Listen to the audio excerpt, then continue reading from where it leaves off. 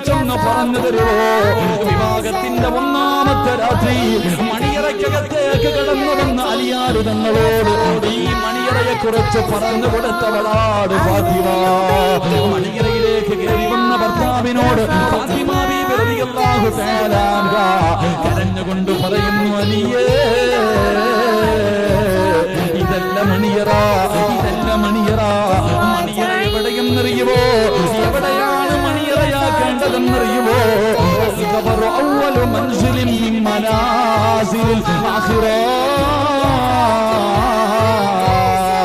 ആരുടെ മണ്ണാണ് മണിയറയാക്കേണ്ടത്?